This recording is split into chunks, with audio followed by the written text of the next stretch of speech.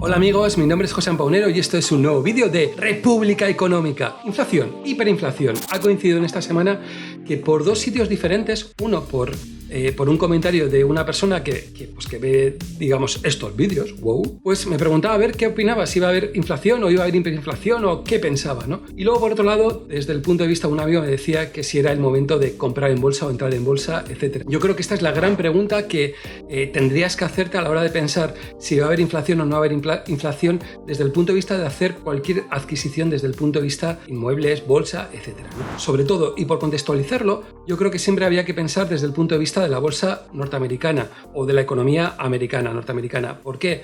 Porque realmente es la economía hoy por hoy más potente. Para que os hagáis una idea, representa un 60% desde el punto de vista del MSCI World, y como muchas veces he dicho, yo si entraría en bolsa y no sabrías muy bien qué hacer, yo lo que te aconsejaría es directamente un MSCI World ACWI o MSCI World directamente y ya está, ¿no? Teniendo en cuenta pues que el 60% pues por hoy estaría formado por bolsa americana. ¿Cómo se calcula la inflación? Incluso hemos tenido casos en que la inflación pues ha ido cambiando en los años y ha habido componentes que han dejado de tener preponderación y otros que han sido, digamos, nuevos, ¿no? Los diferentes bancos centrales sobre todo se fijan en la inflación core. Incluso desde el punto de vista americano hablaríamos del PCE core, ¿no? PCE core, que sería aquella inflación que considera la Reserva Federal que no tiene ni en cuenta la alimentación y la energía, ¿vale?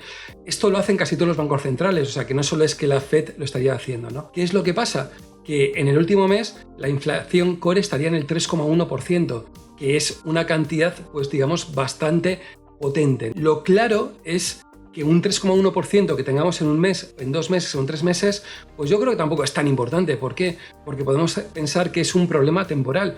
No pasa nada. Ha habido muchas situaciones en las que hemos pasado de ese 2%, hemos llegado incluso a un 4%, como está la inflación, digamos, real, ¿vale? En el que tiene en cuenta la alimentación y la energía, pero puede ser de una situación que dure un mes, 2 meses, 3 meses, entonces no tiene por qué haber ningún problema. ¿Dónde viene el problema? Que esta inflación se convierta en persistente o que tengamos un momento en el que esta inflación sea una inflación de segunda ronda. Bien, explico qué es esto de la segunda ronda porque es preocupante. Pensar, una persona que está trabajando, que de repente le dicen que va a haber un aumento de su sueldo, por ejemplo, del 1%, suponeros, y de repente se da cuenta que esa inflación, que puede ser temporal, pues no, se convierte en real y es de un 3%. ¿Qué es lo que va a pedir? Va a decir, digamos, o el sindicato de turno va a decir, oye, mira, no me digas que va a ser temporal, todo lo que quieras, pero mira, la inflación realmente está siendo de un 3, un 4% y la subida de sueldo que te voy a exigir o te voy a pedir, pues ese 3 o 4%, ¿no? Entonces, ¿el problema dónde viene? Que esta inflación temporal se convierta en persistente, y hay economistas que no tienen muy claro muchas veces en cuál es el punto en el que se considera persistente, pero casi siempre se habla de alrededor de 6 meses, ¿no? Es decir, que si nos encontramos que la Fed no consigue bajar la inflación de ese 3%, la inflación core de PCE Core por debajo del 3%, yo creo que tener la posibilidad de que tengamos una segunda ronda de aumentos de sueldos, yo creo que es, digamos, bastante claro. Se habla un poquito de la hiperinflación, ¿no? Que hay incluso hay comentarios de gente que dice que si vamos a tener momentos de hiperinflación.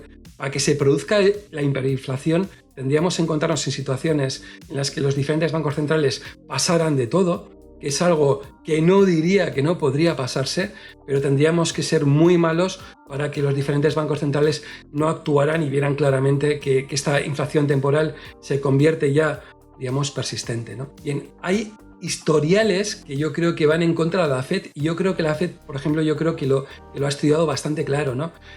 Un gobernador de la Fed, el señor Arthur F. Burns, no intervino lo suficientemente a principios de los 80 y 70-80 y que generó unas tasas de inflación pues bastante elevadas, que llegaron incluso a ser, digamos, del 12%, ¿no?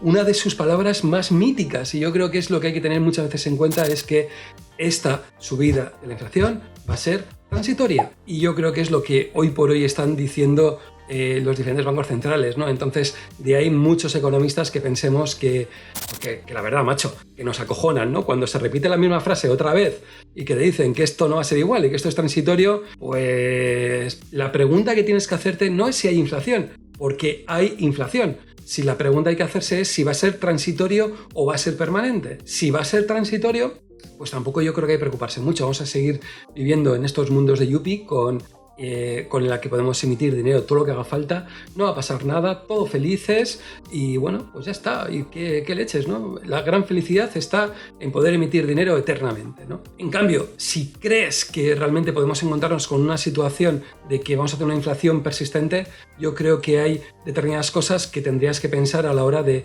hacer esas inversiones, ¿no? La Fed directamente va a hacer su tapering, es decir, que va a dejar de emitir dinero claramente. Incluso nos encontraríamos que podríamos encontrarnos con una subida de tipos de interés pues bastante potente, ¿no? Incluso los bonos a 10 años de americanos pues ya están cotizando entre ese 1,60 a 1,70%, pensando que hay determinados inversores pues que no se lo creen demasiado o no se creen demasiado que la Fed, digamos, no actúe, ¿no? Si hay inflación permanente, hay activos que van a ser ganadores claros. Ganadores claros, hay inflación permanente, inmobiliarios. Inmobiliarios, clarísimo. ¿Por qué? Porque si hay algo que puede llevar a que puedas llevar al precio esa inflación, son todos los activos inmobiliarios. Al final, casi todos los contratos que se firman, no solo en España, sino a nivel mundial, se firman con una cotación a la inflación que se vaya a dar, ¿no? Perdedores, temas eléctricos o perdedores van a ser aquellos activos gratamente apalancados, ¿no? Si vas a invertir en acciones, piensa a ver si esa empresa está apalancada o no. ¿Por qué? Porque si está muy apalancada puedes encontrarte que tu inversión por directamente sea cero, ¿no? Entonces, mira en el balance si están apalancados o no están apalancados, pues yo creo que se va a dar una vuelta. Hay gente que habla que las empresas de internet pues no serían una buena inversión si habría una época inflacionaria, pero yo creo que hay determinadas acciones, como puede ser, por ejemplo, Google, pues que ¿por qué no van a ser una buena inversión?